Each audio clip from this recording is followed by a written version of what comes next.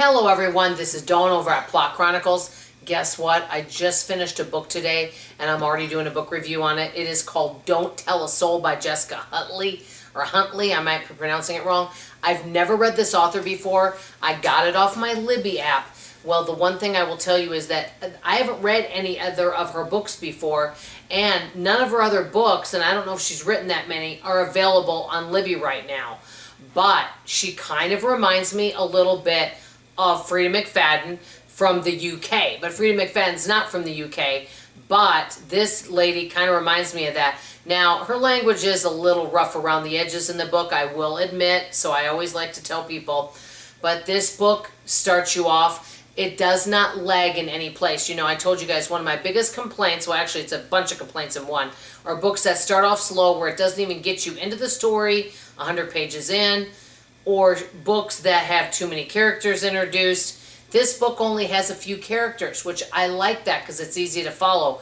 It starts you off and it's consistently interesting all the way through. My only complaint is I would have liked to have seen a different ending. I always have ideas for endings for books, okay?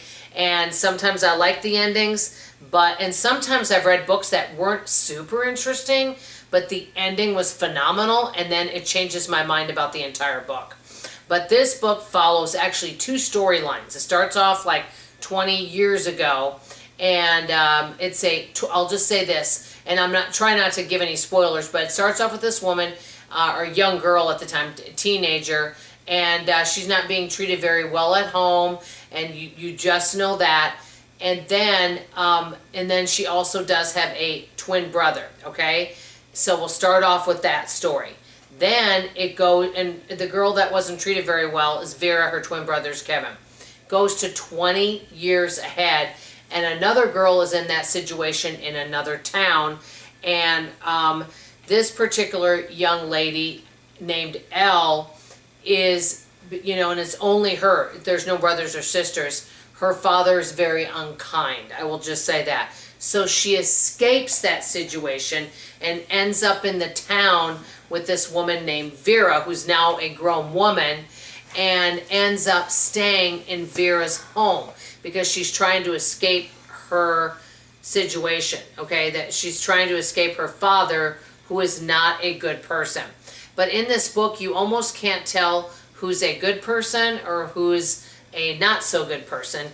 You really kind of can't tell. There's a lot of mysteries in there, a lot of little twists and turns, and you kind of don't know where the story's going to take you.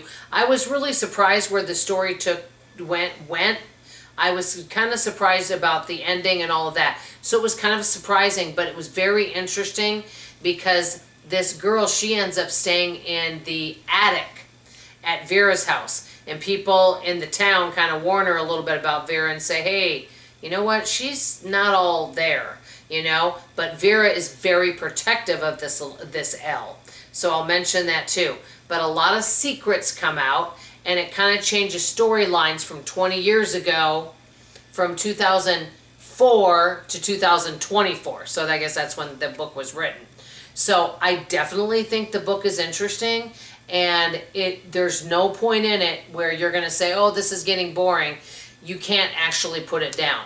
I just would have liked for a little different of an ending, but I can't say what kind of ending I'd want because it would give the story away.